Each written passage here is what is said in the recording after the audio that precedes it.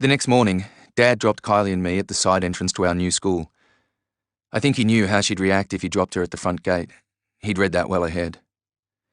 The morning had been tense. I kicked the ball around to settle my nerves, while Kylie spent hours in the bathroom. At first I thought she might have been throwing up, but she was doing stuff to her hair. What? I couldn't tell you. It looked like she'd stuck her head in a fan, then dipped it into a cement mixer. When she got in the car, she stank. There was so much gunk in her hair, I thought I was going to suffocate with the fumes. For a joke, I started doing choking noises, and did I cop an earful? It started with just a "piss off, Tom," which wasn't enough to stop me. It grew to a "Tom" through clenched teeth. I said piss off. Kylie had a habit of clenching her teeth when she was mad. It cracked Daniel and me up. We called it her need to do a crap face. So naturally, I had to get my money's worth out of that. Then I went back to coughing and choking, louder this time, holding onto my neck, making my face go purple. It was the most fun I'd had in ages. But then I got the serve. Got the "fuck off, you dickhead. I hate you. I hate you. I hate all of you." Dad kept driving. He wasn't one to lose it, but he had a thing about swearing, especially girls. Daniel's girlfriend, the one before Claire, was prone to a bit of rough mouth. It really got up Dad's nose, which was another reason Dad adored Claire so much.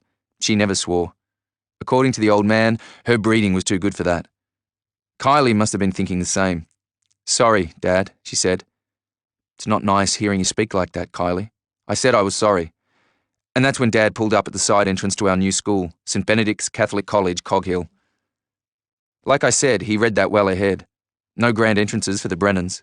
Slip in the back door unnoticed was the name of the game these days. "Kylie, and you too, Tom," he began. "I know this is hard for you guys. It's hard for everyone.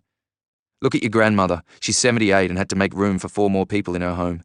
But this is the way it is, and as a family we have to stick together." Dad was looking at Kylie. Kylie was picking her nails. "This is the challenge God has given us." "God?" Kylie mocked. "God? You're already sounding like Gran. Get over it, Dad." She struggled out of the car, pulled her uniform down, and tried to run her fingers through her hair. Then she walked off without a goodbye. She didn't even look back. That was the thing about my sister. She'd become tough. It was like I hardly knew her anymore. Dad opened his mouth, then closed it. "Bye," I said. "Well, good luck, son," he answered. "Check on your sister at lunch, will you?" I looked back before going through the gate, instantly wishing I hadn't. Dad was leant over the steering wheel, his head in his hands. St. Benedict's, or Benny's as those in the know called it, didn't look that different to St. John's, except twice the number of buildings and a lot more grass. It was built in the same grey Besser block with verandas running along the second level. There was a lot of concrete, rows of silver benches pasted in bird shit, and fat kids hanging outside the canteen eating finger buns with pink icing. I followed the signs to the office. No way was I going to ask for directions. Kylie was already there, finding out what classroom to go to. She ignored me as she picked up her bag, which was right next to my foot, and she ignored me as she threw it over her shoulder, just about knocking me out. As she strode out of the office doors, I noticed her bag had hitched her uniform up, revealing blue and red undies fighting the beginnings of a wedgie. It was not the best way to start a new school. "Kylie," I whispered. "Kylie, oi." She kept walking. I followed. "Kylie," I said a bit louder. "Kyles, your undies are..." She spun around and I prepared myself. But she was crying, or maybe it's that she was trying not to. She yanked her uniform down. "Kyles, you okay?" For a second she pressed her lips together. "I have to go," she said quickly. I understood where she was coming from. It's like, don't ask me now. Don't ask me to let go of my breath because I don't have the energy to clean up the mess. It's just easier to keep holding it. Back at the office, I was given hasty directions to the Year 11 block in the name of my homeroom teacher, Harvey the footy coach, who yesterday seemed like a reasonable bloke. The old man had told me last night that Harvey knew about the accident and Daniel and stuff. I didn't feel comfortable about it, but Dad said the teachers had to know what happened to us back home. What could I do? As long as he left me alone and didn't try any after-school chats, I'd be happy. I changed schools once before, when I left primary school to start Year 7 at St. John's. It was no big deal because everyone else did too. In our town, the choice was either Mumbilly High or St. John's Marist College. It came down to 2 simple factors, money and religion. Catholics with an income opted for St. John's. Catholics on benefits and all the others were left with Mumbilly High, or Billy High as everyone called it.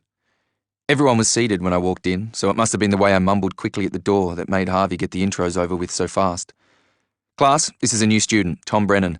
Remember to say g'day and help him out." He told me to take the desk across from Rory, and that was it. "G'day," Rory nodded as I took my seat. The room was small and stuffy, and my desk was in the middle. I could have a good sticky at those in the front and only wonder what the lot behind were like. Apart from Rory, there were a couple of other faces I recognised from the game. It's hard to sneak a perv at the chicks when you're the new boy.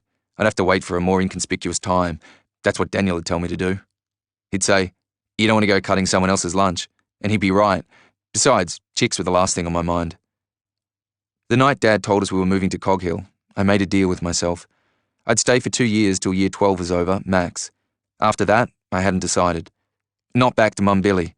The Billy would always be home, but 2 years wasn't long enough. I didn't know how long was long enough. Maybe after Daniel had done his time, we could all go back. Maybe not. The bus on the way home was packed. There were kids from St Benny's, St Xavier's, Cog Hill High, and Montana, the hippie bush school. The bus stank. There was no air, just a cocktail of body odours and bad breath mixed in with the odd fart. The blokes were being prize wankers, mucking around and showing off, and the chicks that weren't part of that were deep in conversation. Finally, there was something good about being the new kid. My inconspicuous moment had arrived. 2 seats ahead sat a couple of girls from my class. The girl near the window was perched up on her knees, chatting to the one next to her. The buttonholes in her shirt were popping. If I leant over slightly, I could see a bit of black bra through the hole. Standing up at the front of the bus was a group of girls from Cog Hill High. One was real sexy. Her skirt was sitting low on her hips and she tied her shirt up so you could see her tan, smooth belly. Daniel would have liked her, and he would have got her too. He got whoever he wanted, and when he was sick of them, he'd move on to the next. Except with Claire. That was the only time he stuffed up. And did we all pay for that? Daniel and Claire had been having a bad patch. Actually, it was Daniel having the bad patch and Claire having to cop it. It was the standard Daniel scenario. Black moods that went on, rages over nothing, followed by long periods of sulking. There were times I thought the oldies were scared of him or didn't know how to deal with him, so he just got away with it. When he got like that with girlfriends, it usually meant he'd had enough of them. It was his way of pissing them off without having to tell them. But Claire was different. She didn't put up with the grief, and she didn't walk, and I don't reckon Daniel knew how to handle it. He was used to calling the shots. However, the real difference was that Daniel really liked Claire. He knew he was onto a good thing. Claire was pretty, smart, funny, and had a certain way she carried herself. Maybe that was what made Daniel so insecure.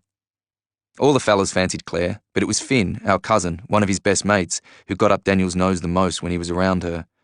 It didn't make sense, Daniel getting like that. Finn worshipped Daniel. He always had.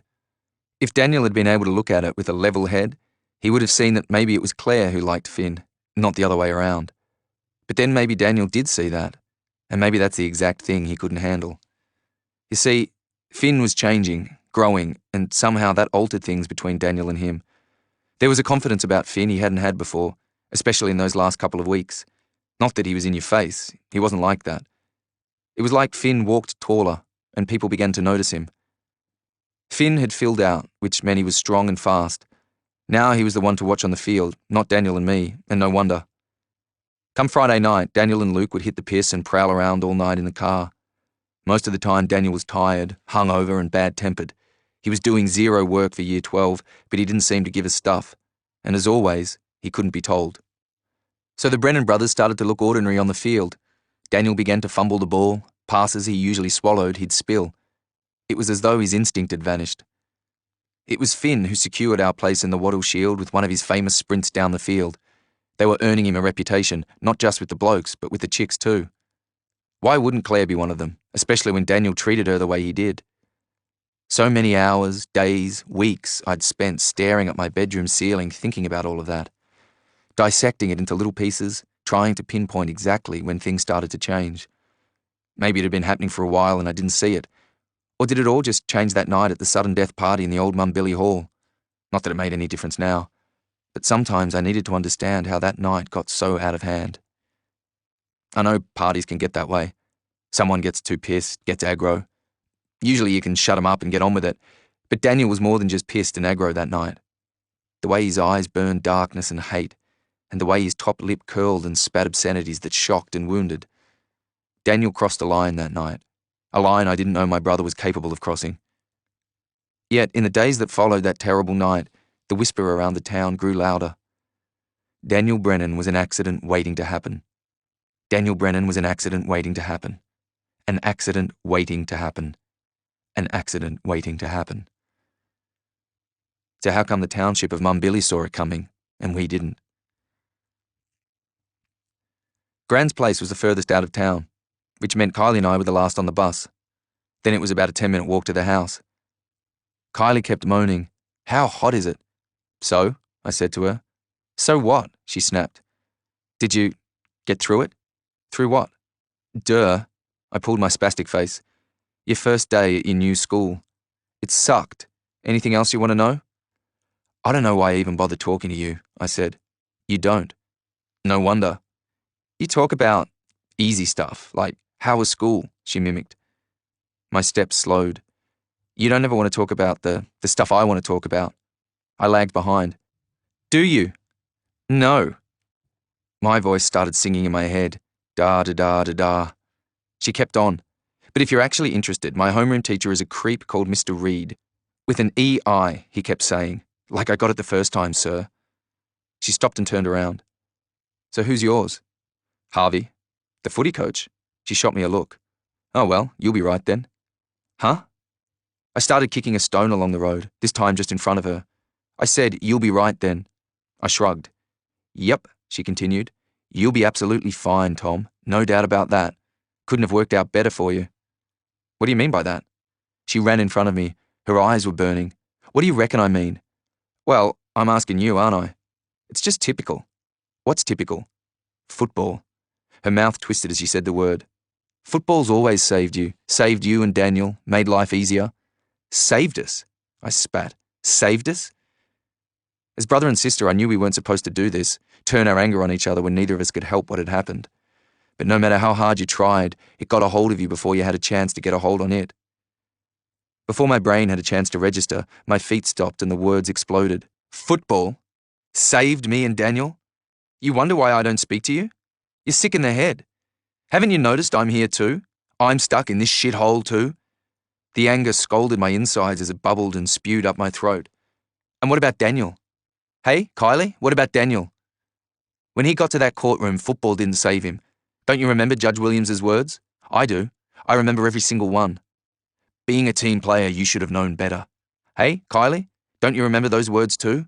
Don't you? Don't you?" Kylie stood there, her mouth open. Tears rolled down her cheeks, washing the grime and sweat off her skin, leaving their tracks as evidence of our cruel attack. She started to run. I didn't follow. Instead, I sat down on the side of the road, put my head between my knees, and concentrated on breathing slowly. In, out, in, out. That's why there was no point talking about it, because there was nothing in it to gain. All it did was make you feel lousy and hateful, and there was no point asking why either. Why me? Why us? I'd done that over and over and never got an answer. It was better just to let it lie. The night had happened. I didn't get to the scout hall till after 8:30. I couldn't drag Snorter and Matt off the PlayStation. They'd finally reached level 6 on rams and rev heads, and there was no way they were going anywhere in a hurry. Especially Snorter, when he had the comfort of his couch and heater, the lazy prick. "It's too cold," Snorter whined. "That old hall's a hole. Not even the scouts use it anymore." "Shut up, you wimp," I said. "Anyway, I don't know if my old lady will want me taking the statesman down that bush track. Just say it gets bogged?" "Snorter, it hasn't rained for 6 months." "Yeah, well, why are you guys having this stupid sudden death party when you're still in it? They say footballers are thick. There's another bloody week to go." Matt came back from the dunny. "How do we know we were going to be so brilliant?" "Yeah, how do we know?" I grabbed Matt. We locked together in a scrum and started shouting and stamping. Boomalacca, green and white. Chickalacca, we will fight." "Shut up." Snorter threw the hand controller at us. "It's Finn who won the game for yous all." By the time we got to the hall, Daniel and Luke were well pissed. Not that that was unusual for a weekend. They were wrestling each other, falling all over the place, and generally being dickheads. Daniel could get playful when he'd had a bit. His problem was knowing when to stop. He kept hugging me, ruffling my hair, and telling everyone who'd known us all our lives I was his brother. "Hey, this is Tommy, my little brother." If only he'd stayed in that mood. I finally managed to give him the slip. His hugs and headlocks were getting a bit rough, and Luke was getting in on the act too. I went around the back of the hall, outside, where there was a bonfire and a bit of peace from the racket inside.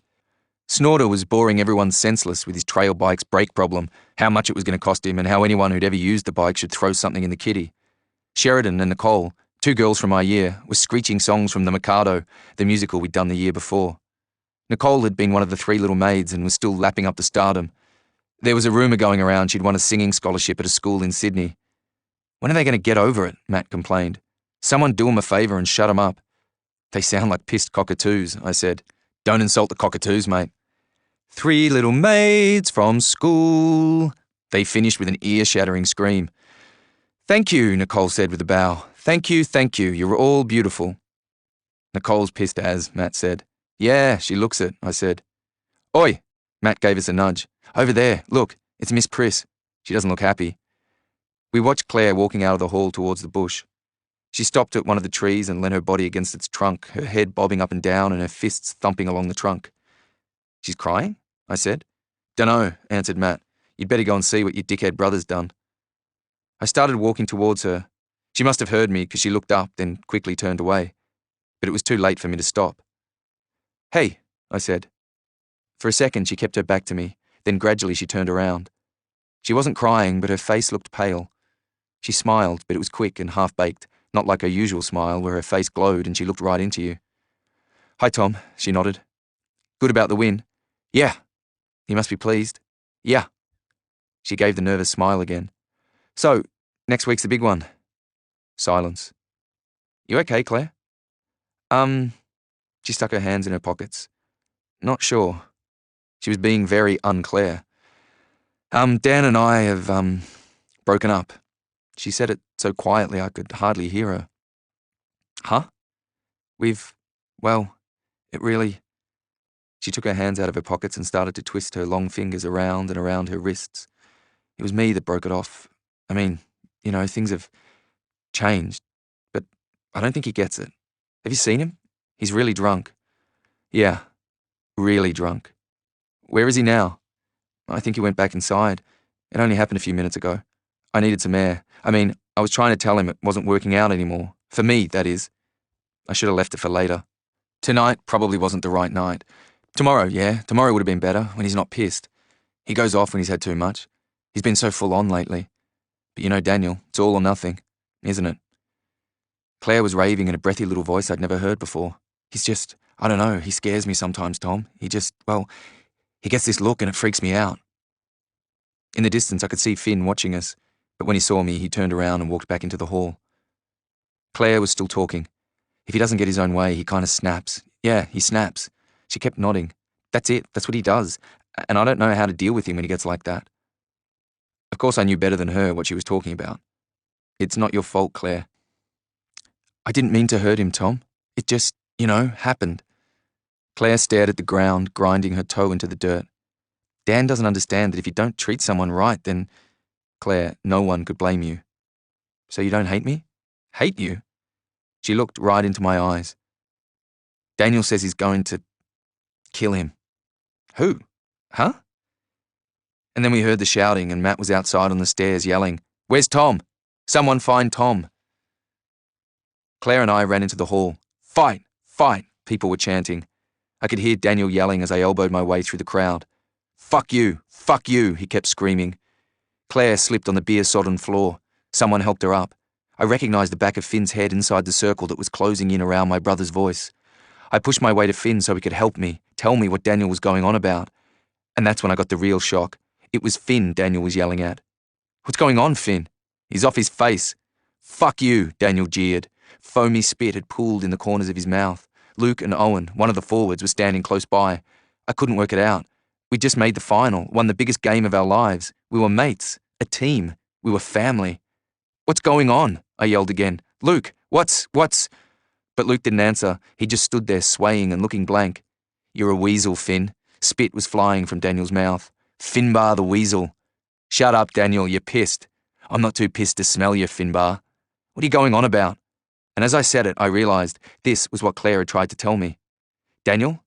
"Ah, fuck you, Tom. This is between Finn and me. Finbar the weasel. Get your brown nose out of our business." "Daniel." I heard my voice shake. "Get out of his face." "Oh, little Tom," he taunted. You're going to stick up for Finny. You think maybe Finny'll save you some? Snarling, he beckoned me over like he did when we were kids and he wanted to fight. That's what you two got in common, Tommy. You couldn't buy yourselves a route. Leave him, Tom, Finn sneered. He's a loser, mate. Daniel lunged towards Finn, but Owen caught him by the shoulders and held him back. They stumbled into the circle that had packed tightly around us. Daniel found his footing and pushed Owen's hands off him. I saw Claire standing there, tears spilling down her cheeks. She threw her hands over her mouth and I turned to see Daniel take another step towards Finn.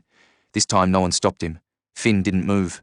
The room was silent except for the echo of Daniel's breathing, hard and fast. Their noses almost touched, but Daniel whispered loud enough for us all to hear.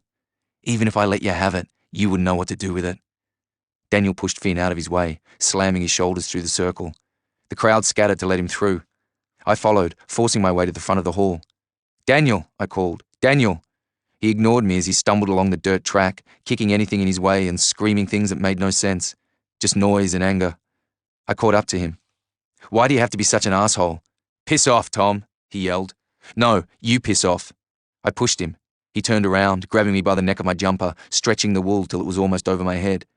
You know nothing about it. Yeah? I wrestled out of my jumper. I know stuff. Daniel walked on, banging the bonnets of cars that were parked along the track. I followed him. I wasn't going to let him off that easily. Let him off like Mum and Dad and Pa always had. I wanted an answer.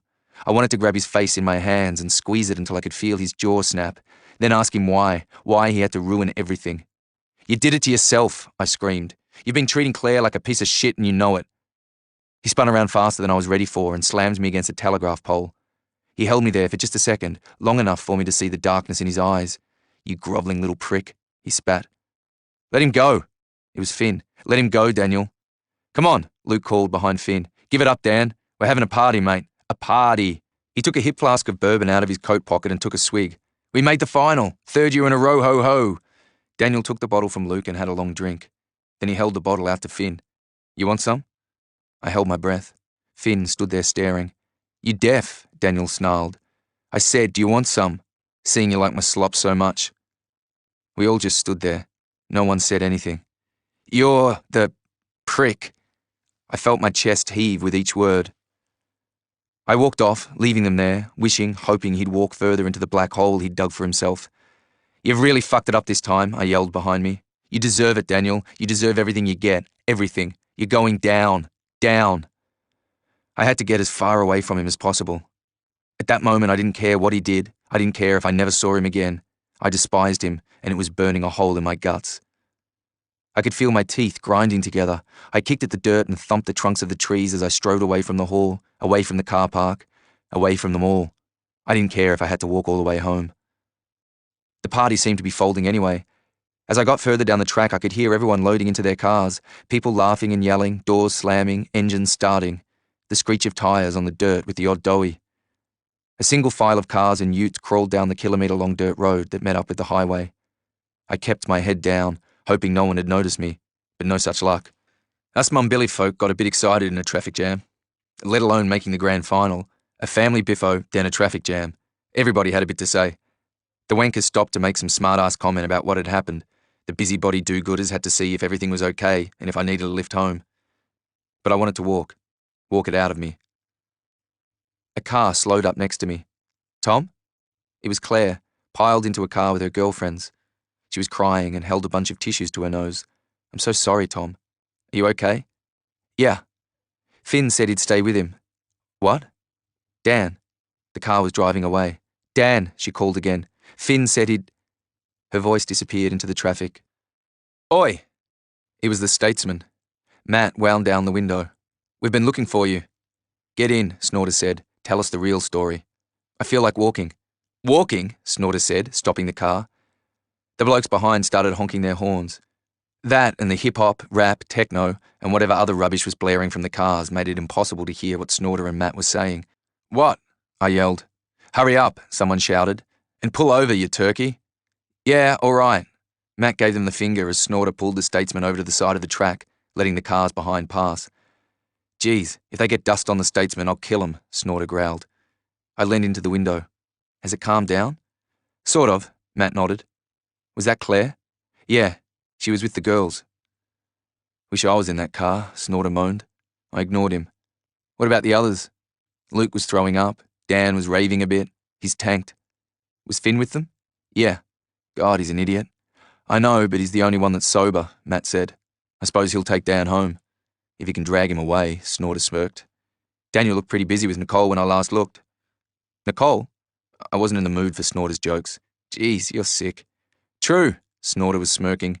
That dirty brother of yours, he sniffs out an opportunity and she was ready and waiting. She's pissed, Matt said. She was all over him. At least she can't sing when someone's got their tongue down her throat. You're off, Snorter. Come on, Tom, get in. Ah, shit. Snorter put his head on the steering wheel. I'm an idiot. No kidding. No, dickhead, I left my jacket back at the hall. Get it tomorrow. Someone will nick it. It's my Bathurst 1000 jacket. Got all the signatures. Who'd want it? Matt scoffed. I hate that jacket. I'm going back to get it. You getting in, Tom? Nah. We'll get you on the way back. The line of cars had gone. Snorter turned the Statesman around and drove back. I kept walking. Kylie's school bag lay in the doorway. I kicked it out of the way and looked around. Gran's house was empty. The lights were off and the curtains drawn. It was creepy. Our place in Mum Billy was so noisy and open. The screen door in the kitchen squeaked, then slammed. It was a noise that always reminded me of school holidays here, Daniel and me running in and out of the house, playing chasings or hiding from Kylie. Gran shouting, I'll tan your hides if I hear that door slam again. Dad appeared in the hall. Tom, you're home. He sounded cheery enough. Perhaps Kylie had kept our fight to herself. First day okay? I shrugged. I'm driving Kylie down to the pool. You want to come too? Nah. All I wanted to do was crawl back into the cave. She's a bit uptight. I think a swim will help. Where is everyone? I asked him. Let's see. Your mum's having a lie down at the moment. I knew he was trying to make out she'd just gone to bed. I gave him the raised eyebrow, don't bullshit me look Daniel taught me in year 7. And for a second, Dad seemed to stumble. Who else? But I didn't want to rattle him. If Dad lost it, that'd be the end of all of us. Yes, well, your Gran's doing the flowers at the church, and Brendan and Johnny are still working down at the sheds. Dad followed me to the kitchen. So you still haven't told me, how did it go? Okay. I bit into an apple. Got Harvey for homeroom. Yeah? Brendan will be pleased about that. Hang on, why don't you go down to the sheds, see Brendan and Johnny? Nah. Go on, Dad pressed. He'll want to know how your day went. And there was that tone in Dad's voice again. It whacked me right in the guts every time. I'm sure he's dying to hear all about it. Go on. Okay, I sighed. Good, he smiled. Well, I'll be off. Kylie's waiting in the car. I wandered down the hall in case Mum was awake. The door to her room was open. I stood there. Maybe Dad was telling the truth. Maybe she had just gone to bed and was waiting to hear how my first day went. I stepped into the doorway. A thickness in the air hung still and stale. She didn't see me. How could she under all those covers? Yeah. Thanks, Mum, I whispered. School went okay.